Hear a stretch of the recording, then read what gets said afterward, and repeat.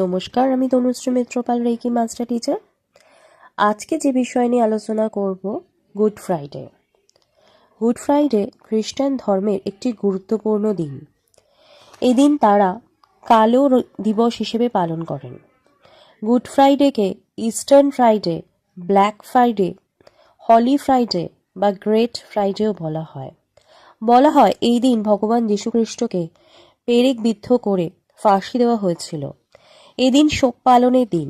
এদিন খ্রিস্টান ধর্মাবলম্বীরা কালো কাপড় পরেন। 3 এপ্রিল 2026 শুক্রবার সকলকে গুড ফ্রাইডে শুভেচ্ছা রইল। যারা আমার ভিডিও আজকে প্রথমবার দেখছেন তাদেরকে রিকোয়েস্ট করব আমার চ্যানেলটা সাবস্ক্রাইব করে নেবেন। ভিডিও ভালো লাগলে একটা লাইক করবেন এবং কোথা থেকে ভিডিওটা দেখছেন সেটা কমেন্টস করতে ভুলবেন না। আজকে আলোচনা করছি গুড ফ্রাইডে নিয়ে। এদিন প্রভু যিশুর কাছে নিজেদের পাপের জন্য ক্ষমা চান। ধরা হয় ফাঁসির 3 দিন পর যিশু পুনর্জীবিত হয়েছিলেন। এই দিনকে ইস্টার্ন সানডে বলা হয়, অর্থাৎ রবিবার। খ্রিস্টান ধর্মাবলম্বীরা এই দিন ফল খান না, তারা মাছ মাংস খান না। সারা বিশ্বে খ্রিস্টান ধর্মাবলম্বীরা অতি শ্রদ্ধা ও ভক্তির ভরে এই দিনটি পালন করেন। যীশুখ্রিস্টকে ক্রুশবিদ্ধ করার দিনটি গুড ফ্রাইডে হিসেবে পালিত হয়। অনেকের মনে প্রশ্ন আসতে পারে, এমন শোকস্পর্শ দিনটিকে গুড ফ্রাইডে বলা হয় কেন? আজকে এই ভিডিওতে সেই প্রশ্নের উত্তর খোঁজার চেষ্টা করব। তবে তার আগে জেনে নেওয়া যাক যিশুকে ক্রুশবিদ্ধ করার কারণ কি, কাহিনী কি, এবং সেই সঙ্গে জেনে নেব ঠিক কত সালে যীশুখ্রিস্টকে ক্রুশবিদ্ধ করা হয়েছিল। যিশু যখন জেরুজালেম শহরে এসেছিলেন সেই সময় সেখানকার রাজনৈতিক পরিস্থিতি বেশ উত্তপ্ত ছিল। ইহুদিরা মিশরের হাত থেকে সবে স্বাধীন হয়েছিলেন। কোন সময় যিশুর ভক্তরা জেরুজালেমের প্রবেশদ্বারে যিশুকে স্বাগত জানায়। মুখে রটে যায় যে যিশু তার শিষ্যদের ইহুদি মন্দির ভেঙে দেওয়ার আদেশ দিয়েছিলেন। প্রশাসক তার জনপ্রিয়তা ও তার ভক্তদের দেখে ভেবে বসলেন যে তিনি ইহুদিদের রাজা বলে বসেছেন এবং তিনি হয়তো কোনো বিদ্রোহ ঘোষণা করতে পারেন। এমতাবস্থায় মন্দির কর্তৃপক্ষ ও রোমান প্রশাসন তাদের বন্দী করার সিদ্ধান্ত দেন।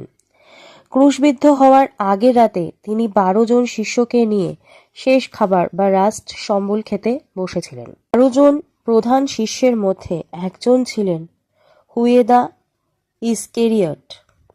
হুয়েদা মাত্র 30টি রৌপ্য মুদ্রার বিনিময়ে যিশুর সাথে বিশ্বাসঘাতকতা করেন এবং ইহুদি মন্দিরের রক্ষীদের কাছে তাকে ধরিয়ে দেন। সে রাতে হুয়েদা সৈন্যদের সংকেত দিতে যিশুকে চুম্বন করেন। সেই মতো রক্ষীরা যিশুকে চিনে ফেলেন। রক্ষীরা যিশুকে বন্দি করে মন্দিরের প্রধান পুরোহিত তার শ্বশুর এলনের বাড়িতে নিয়ে আসেন। প্রধান পুরোহিত যিশুকে বলেন, তন্ময়, ঈশ্বরের দোহাই, তুমি আমাদেরকে বলো, কি ঈশ্বরের পুত্র যিশু? যিশু উত্তর দিলেন, আপনি নিজেই তাই বলেন। প্রধান পুরোহিত একথার জন্য যিশুকে ঈশ্বর নিন্দার দায়ে অভিযুক্ত করলেন। সানহেড্রিয়ানে যিশুর বিচার শেষ হলো। সমাজপতিদের নিজস্ব আইন অনুসারে যিশুকে বিচার ও শাস্তি দানের অনুমতি দিলেন, কিন্তু ইহুদি সমাজপতিরা জানালেন রোমান আইন অনুসারে তাদের মৃত্যুদণ্ড কার্যকর করার অনুমতি নেই।